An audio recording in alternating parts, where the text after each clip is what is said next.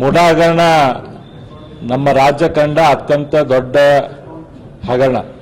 ಸುಮಾರು 4,000 ಕೋಟಿಯಿಂದ 5,000 ಕೋಟಿ ರೂಪಾಯಿ ತನಕ ಇದರಲ್ಲಿ ಭ್ರಷ್ಟಾಚಾರ ಆಗಿದೆ ಅಂತ ಹೇಳಿ ಇಡೀ ರಾಜ್ಯದ ಜನತೆ ಒಂದು ರೀತಿ ಶಾಕ್ದಲ್ಲಿ ಇದ್ದರು ಈ ಹಗರಣದ ಸುದ್ದಿ ಕೇಳಿ.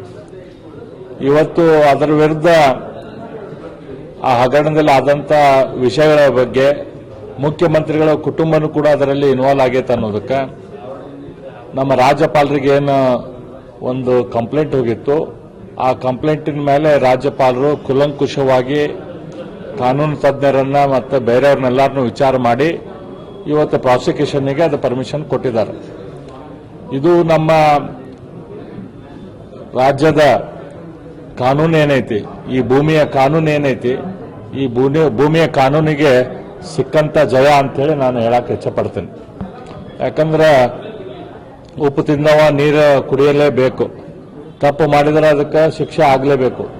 ಅವಾಗ ಜನರಿಗೆ ಕಾನೂನಿನ ಬಗ್ಗೆ ಒಂದು ರೀತಿ ನಂಬಿಕೆ ಬರ್ತೈತಿ. ಆ ದೃಷ್ಟಿಯಿಂದ ಈ ನೋಟಿಸಿಗೆ ಸಿದ್ದರಾಮಯ್ಯನವರು ಕೊಟ್ಟಂತ ಉತ್ತರ ಸಮರ್ಪಕ ಆಗಿಲ್ಲ ಅಂತೇಳಿ ಹೆಚ್ಚಿನ ತನಿಖೆ ಅವಶ್ಯಕತೆ ಐತಿ ಅಂತೇಳಿ ರಾಜ್ಯಪಾಲರು ಏನು ತನಿಖೆಗೆ ಆದೇಶ ಮಾಡಿದ್ದಾರೆ ಅದನ್ನು ನಾವು ಮಾಡ್ತೇವೆ.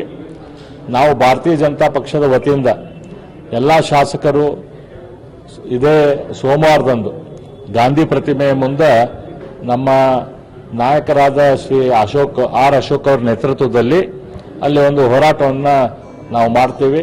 ನಾವು ಇಷ್ಟಕ್ಕೆ ಇದನ್ನು ಬಿಡುವುದಿಲ್ಲ. ಸಿದ್ದರಾಮಯ್ಯನವರು ಈ ಕೂಡಲೇ ರಾಜೀನಾಮೆ ಕೊಡಬೇಕು, ನೈತಿಕ ಹೊಣೆ ಹೊತ್ತು. ಯಾಕಂದ್ರೆ ಅವರಿಗೆ ಯಾವುದೇ ರೀತಿಯ ನೈತಿಕತೆ ಉಳಿದಿಲ್ಲ. ಇವತ್ತು ನನ್ನ ಜೀವನ ತೆರೆದ ಪುಸ್ತಕ ಅಂತ ಹೇಳ್ತಿದ್ರು. ಇವತ್ತು ಅವ್ರದ್ದು ಪುಸ್ತಕದಾಗ ಏನೇನೈತಿ, ಏನೇನು ಅವ್ರಿಗೆ ಕಲಿಗಳು ಬಂದಿದ್ದಾವ, ಇದೆಲ್ಲರಿಗೂ ಇಡೀ ರಾಜ್ಯದ ಜನತೆಗೆ ಇವತ್ತು ಗೊತ್ತಾಗೈತೆ. ಹಂಗಾಗಿ ರಾಜ್ಯದ ಜನತೆ ಅಂತ ಒಬ್ಬ ಅನೈತಿಕ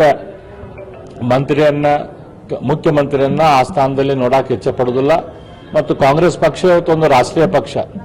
ನನಗೆ ಭರವಸೆ ಐತಿ, ರಾಷ್ಟ್ರೀಯ ಪಕ್ಷ ಆದ ಕಾಂಗ್ರೆಸ್ ಪಕ್ಷ ಕೂಡ ಈ ರೀತಿಯ ಮುಖ್ಯಮಂತ್ರಿಗಳನ್ನ ಆ ಸ್ಥಾನದಲ್ಲಿ ಇಳಿಸಾಕ ಕಂಟಿನ್ಯೂ ಮಾಡಕ್ಕೆ ಅವ್ರು ಕೊಡುವುದಿಲ್ಲ. ಹಂಗಾಗಿ ಸಿದ್ದರಾಮಯ್ಯನವರು ಗೌರವಯುತವಾಗಿ ತಮ್ಮ ಮುಖ್ಯಮಂತ್ರಿ ಸ್ಥಾನಕ್ಕೆ ರಾಜೀನಾಮೆ ಕೊಡಬೇಕು. ಭಾರತೀಯ ಜನತಾ ಪಕ್ಷ ಅವ್ರು ಎಲ್ಲಿ ತನಕ ರಾಜೀನಾಮೆ ಕೊಡುವುದಿಲ್ಲ ಅಲ್ಲಿ ತನಕ ನಾವು ಸುಮ್ಮನೆ ಇರುವುದಿಲ್ಲ ಅಂತ ಈ ಸಂದರ್ಭದಲ್ಲಿ ಹೇಳಕ್ಕೆ ಇಚ್ಛಪಡ್ತಾನೆ.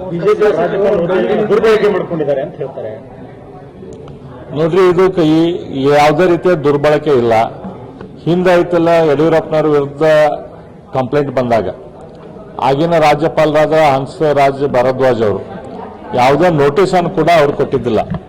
ನೋಟಿಸನ್ನು ಕೂಡ ಕೊಡದ ಅವರು ಪ್ರಾಸಿಕ್ಯೂಷನ್ಗೆ ಅನುಮತಿ ಕೊಟ್ಟಿದ್ರು. ಆದ್ರೆ ಈಗಿನ ರಾಜ್ಯಪಾಲರು ಅದ್ರ ಬಗ್ಗೆ ಪ್ರಾಸಿಕ್ಯೂಷನ್ ಅನುಮತಿ ಕೇಳಿದಾಗ ಕೂಡ ಅದ್ರ ಬಗ್ಗೆ ನೋಟಿಸನ್ನು ಕೊಟ್ಟು ಮುಖ್ಯಮಂತ್ರಿಗಳಾದ ಸಿದ್ದರಾಮಯ್ಯನವ್ರ ಕಡೆಯಿಂದ ವಿವರಣೆಯನ್ನು ಕೇಳಿದ್ರು. ಆ ವಿವರಣೆ ಇವತ್ತು ಸಮರ್ಪಕ ಆಗಿಲ್ಲ, ಇನ್ನೂ ಹೆಚ್ಚಿನ ಎನ್ಕ್ವೈರಿ ಅವಶ್ಯಕತೆ ಐತೆ ಅನ್ನೋದಕ್ಕೆ ಈಗ ಪ್ರಾಸಿಕ್ಯೂಷನ್ಗೆ ಪರ್ಮಿಷನ್ ಕೊಟ್ಟಿದ್ದಾರೆ. ಇವತ್ತು ರಾಜ್ಯಪಾಲರಾದವರು ಇಡೀ ನಮ್ಮ ಸಂವಿಧಾನದ ಪ್ರಮುಖರು ರಾಜ್ಯದಲ್ಲಿ. ಹಾಗಾಗಿ ಅವರು ಕಾನೂನಿನಿಂದ ಒಂದು ಕ್ರಮವನ್ನು ತೆಗೆದುಕೊಂಡಿದ್ದಾರೆ. ಹಾಗಾಗಿ ಅವ್ರು ತೆಗೆದುಕೊಂಡಂತ ಕ್ರಮ ಸರಿ ಐತಿ.